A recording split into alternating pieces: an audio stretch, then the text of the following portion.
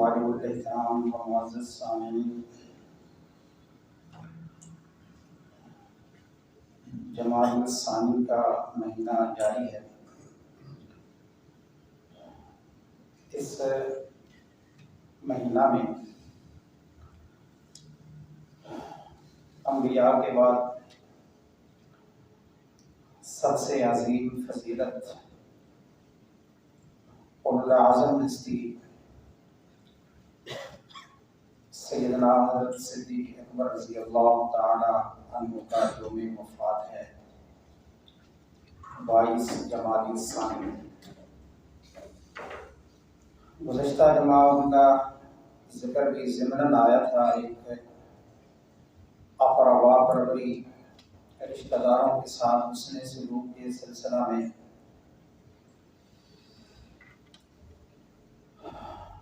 तो आलिम की सीरत के हवाला से चंद बातें अर्ज़ करना मतलूब है।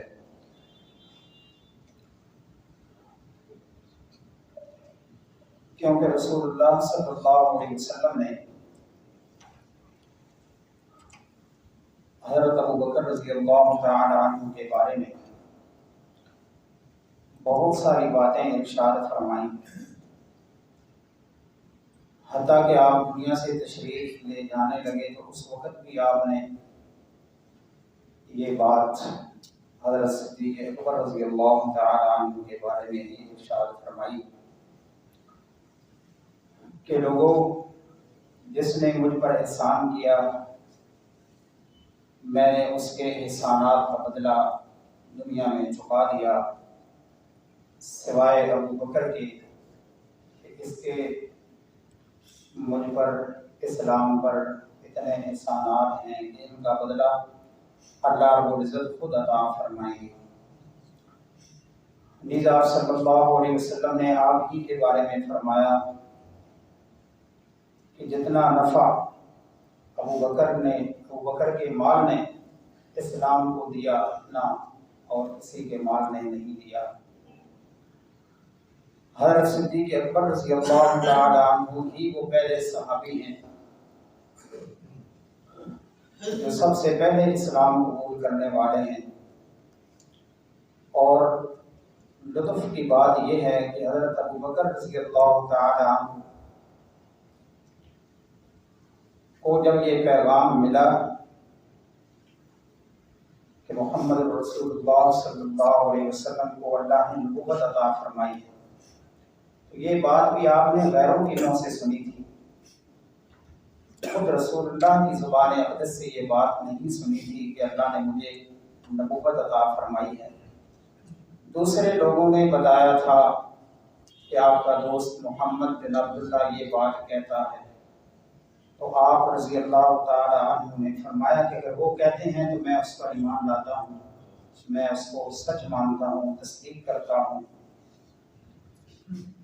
तो एक मुनफरिद एजाज़ात हैं, मुनफरिद फजीलतें हैं जो आप ही के हिस्सा की हैं, आप ही के खाता में हैं। तो उनकी फजीलत, फ़ज़ाइल और मनाक़िब अहादीस में बहुत सारे मौजूद हैं। लोग उनको सुनते रहते हैं, लोगों के इल्म में हैं। अफ़ज़लुल बशर बादल अंबिया, अंबिया के बाद तमाम इंसानों से साहिब फजीलत अगर कोई हैं तो वो हज़रत अबू बकर सिद्दीक़ रज़ियल्लाहु तआला अन्हु। उन सारी बातों के अलावा आज हम उनका जो एक दो सादा पीरियड है रसूलुल्लाह सल्लल्लाहु अलैहि वसल्लम की वफ़ात के बाद आपका ज़माना खिलाफत है, 2 साल से कुछ ऊपर, 2 साल 3 महीने 11 दिन टोटल आपकी खिलाफत बनती है। उनके चीदा पहलू अर्ज करना मतलूब है। आप सल्लल्लाहु अलैहि वसल्लम की वफ़ात के बाद हज़रत सिद्दीक़ अकबर खलीफतुल मुस्लिमीन बने, अमीरुल मोमिनीन बने, हुकूमत या खिलाफत आपके हाथ में आई। लोगों ने आपको अपना अमीर मुंतखब फरमाया, تو آپ کا دستور حکومت کیا تھا، خلافت کا سسٹم کیا تھا،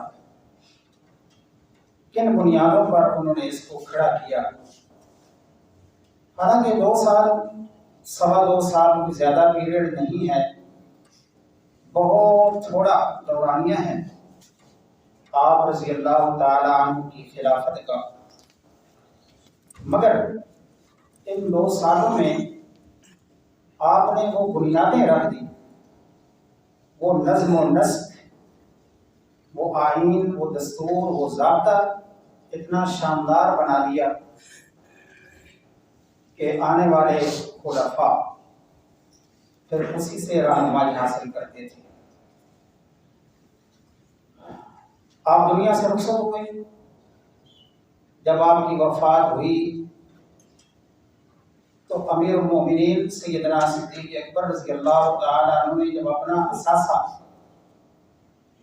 اپنے بعد آنے والے خلیفہ حضرت عمر رضی اللہ تعالی عنہ کے پاس بھیجا تو حضرت عمر رضی اللہ تعالی عنہ نے وہ چیزیں دیکھی، ایک اونٹنی، چادر اور کچھ 1-2 اور چیزیں،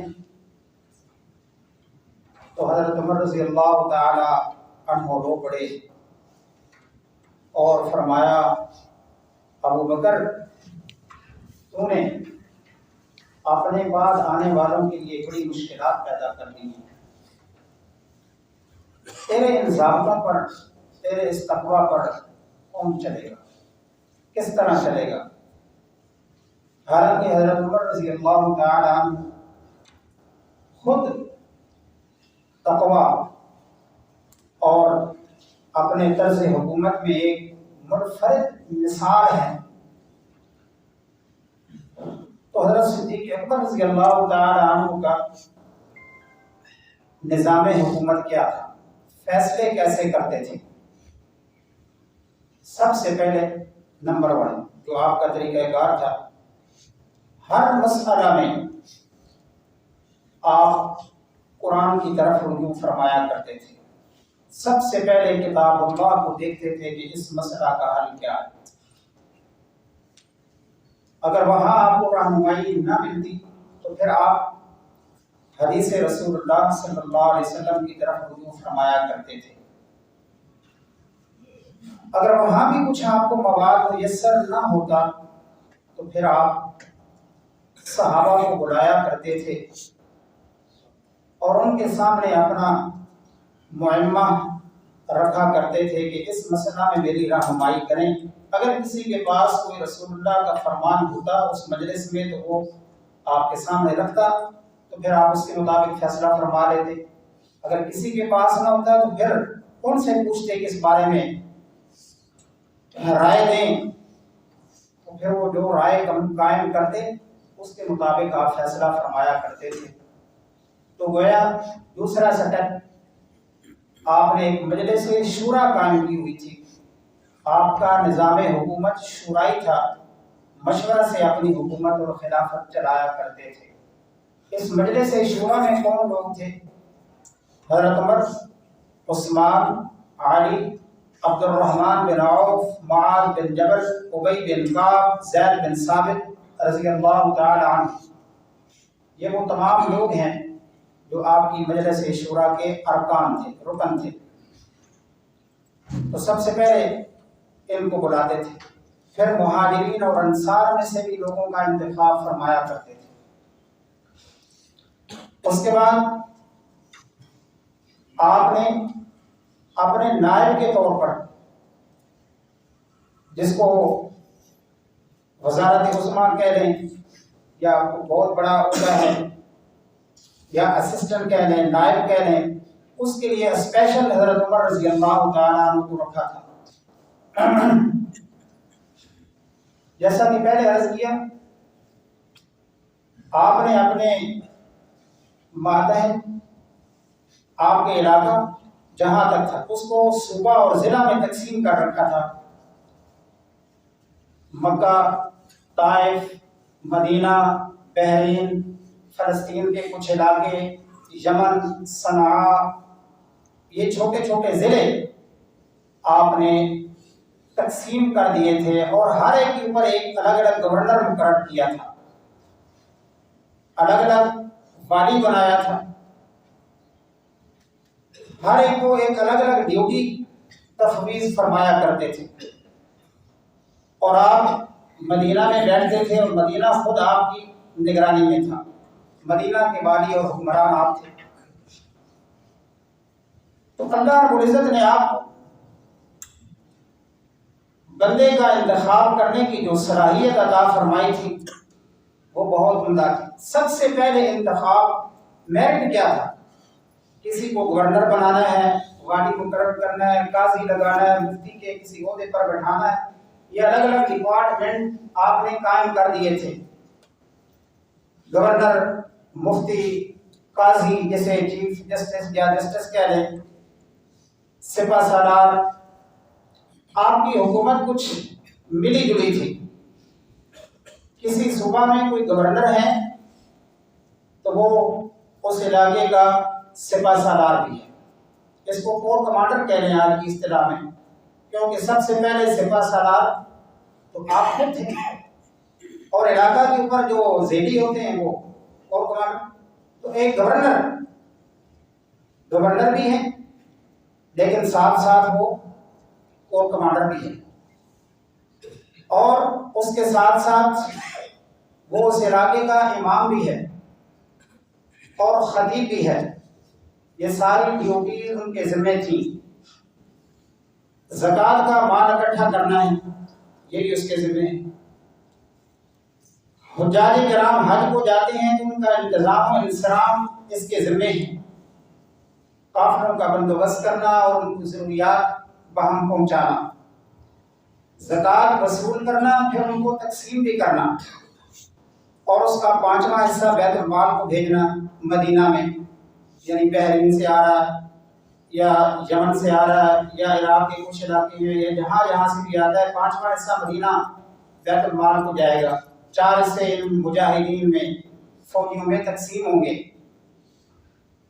اور اگر کوئی جرائم ہوتے ہیں تو مجرمین کو سزا بھی دینا ہے، فیصلے نافذ کرنے ہیں۔ یہ تمام ڈیوٹیز اسے گورنر کے ذمہ ہوتی تھی۔ اب ظاہر بات ہے اکیلا یہ آدمی کام تو نہیں کر سکتا، اس نے آگے نیچے اپنے سیکشن آفیسرز بنا رکھے تھے، الگ الگ پھر نیچے ڈپارٹمنٹ قائم کر دیے تھے کہ یہ کام تمہارے ذمہ ہے، اور آپ ہدایات دیا کرتے تھے۔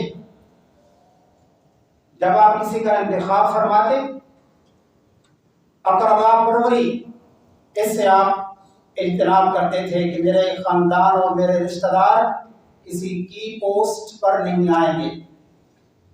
بلکہ بعض دفعہ تو کیوں بھی ہوا، آپ رضی اللہ تعالیٰ نے ایک بندے کا انتخاب کیا کہ یہ آدمی اس سیٹ کے لیے، اس پوسٹ کے لیے بہت فٹ ہے، اس کے اندر بڑی صلاحیتیں ہیں، مگر ساتھ یہ رپورٹ ملی کہ یہ بندہ آپ کے بارے میں کوئی اچھی رائے نہیں رکھتا۔ تو یہ اپنی ذاتی رنجشیں حضرت صدیق اکبر آڑے نہیں آنے دیتے تھے۔ میرے ذات کے ساتھ اس کو کوئی اگر ہے مسئلہ تو وہ ہے، لیکن اس پوسٹ کے لیے اگر یہ موضوع ہے تو یہی اس پر کام کرے گا۔ وہ اپنی ذاتی اراد وہ اس کے درمیان رکاوٹ نہیں بنتی تھی۔ اور آپ جب بھی کسی کا تقرر فرماتے اس کو پورا پروٹوکول بھی دیتے تھے۔ رسول اللہ صلی اللہ علیہ وسلم نے اپنی زندگی میں ایک لشکر روانہ فرمایا تھا اسامہ بن زید رضی اللہ تعالیٰ عنہ کی سربراہی میں۔ اسامہ بن زید کی عمر بہت تھوڑی تھی، 18 سال کے راؤنڈ آپ کی عمر تھی، اور خلیفۃ المسلمین 60 پلس عمر میں ہیں، 60 سال سے اوپر حضرت بکر کی عمر ہے۔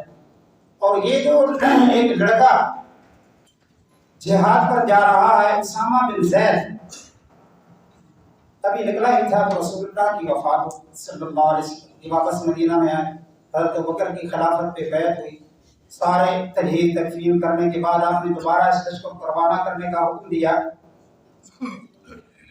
تو وہی میرٹ پالیسی یہاں آئی حضرت عمر رضی اللہ تعالی عنہ اور بعض دیگر صحابہ نے کہا امیر المومنین اسامہ ابھی لڑکا ہے، ابھی یہ امچور ہیں، ہماری درخواست ہے کہ اس کو اب کمانڈر ان چیف سپہ سالار نہ بنایا جائے، کسی میچور آدمی کو۔ تو حضرت بکر کا وہی میرٹ والا فارمولہ آیا۔ آپ کا میرٹ کیا تھا کہ جو گورنر، جو قاضی، جو مفتی، جو جس پوسٹ پر تھا رسول اللہ نے لگایا تھا، حضرت ابوبکر اس کو ہٹایا نہیں کرتے تھے، اور آپ فرماتے تھے جس کا انتخاب رسول اللہ نے کیا ہے، اور رسول اللہ سے زیادہ کون بہترین انتخاب کر سکتا ہے؟ سو اسامہ کو رسول اللہ نے گھوڑے پر بٹھایا تھا، ابوبکر اس کو اتارے گا نہیں، دے ہی جائے گا۔ تو جب کسی کا تقرر فرماتے تو پروٹوکول بھی پورا دیا کرتے تھے، اسے احترام کرتے تھے۔ احترام کا حال یہ تھا کہ حضرت عمر، ان کی ضرورت تھی مدینہ میں حضرت ابوبکر کو، آپ یہ آرڈر جاری کر سکتے تھے کہ اسامہ عمر کو چھوڑ دو، مگر آپ نے فرمایا اسامہ میری ریکویسٹ ہے، عمر تیری ماتحتی میں اس جہاد پر جا رہے تھے، اگر عمر کو میرے پاس چھوڑ دے میری مشاورت کے لیے تو میرے لیے موزوں ہوگا۔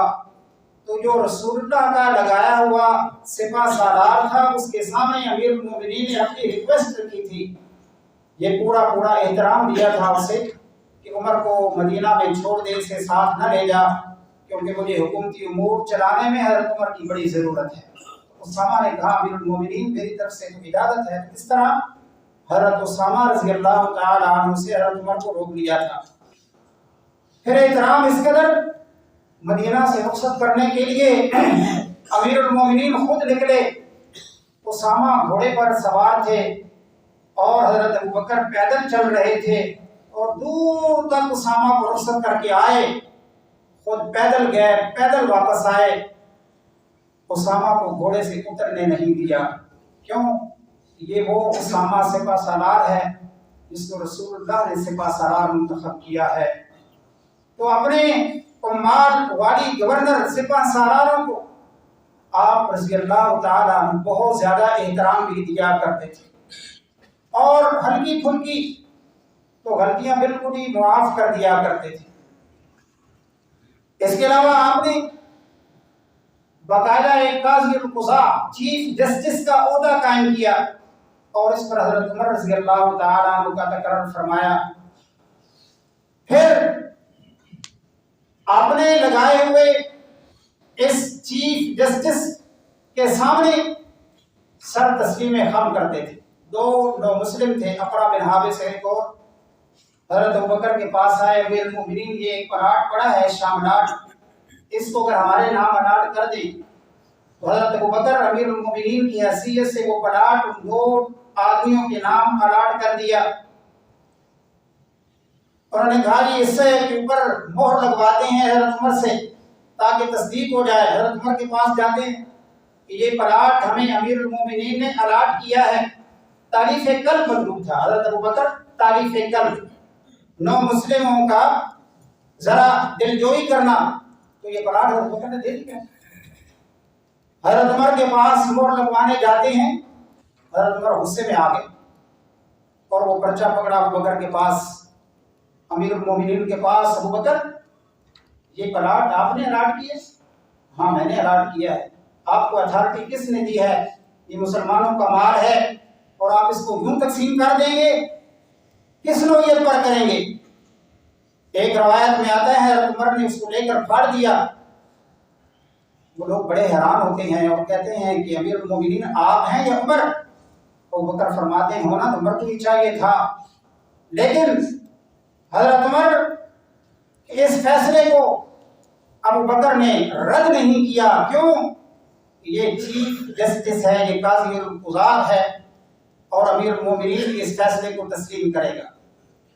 حضرت ابوبکر رضی اللہ تعالی عنہ ایک فائنانس ڈپارٹمنٹ بھی قائم کیا، اور اس پر ابو عبیدہ رضی اللہ تعالی عنہ کو نگران بنایا کہ جمع خرچ اس کی نگرانی تمہارے ذمہ ہے۔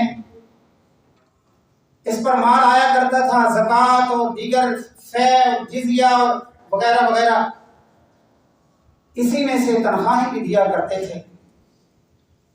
तनख्वाहों की पॉलिसी क्या थी, गवर्नरों को तनख्वाहें किस तरह दिया करते थे, ओहदेदारों को आपने इन तनख्वाहों में कोई बहुत बड़ा फर्क नहीं रखा हुआ था। तकरीबन ज़रूरियात ज़िंदगी को मद्देनजर रखकर आपने तनख्वाहें मुकर्रर की। बल्कि हज़रत अली रज़ी अल्लाह तआला अन्हु फरमाते थे कि तुम में से कोई किसी की पोस्ट पर लगा है, ये की पोस्ट, ये ब्यूरोक्रेट होते हैं। आजकल की ब्यूरोक्रेसी और उस जमाने के साथ तकाबुल करना कोई बनता नहीं है। वैसे मैं एक टर्मिनोलॉजी इस्तेमाल कर रहा हूँ, ब्यूरोक्रेसी, ब्यूरोक्रेट।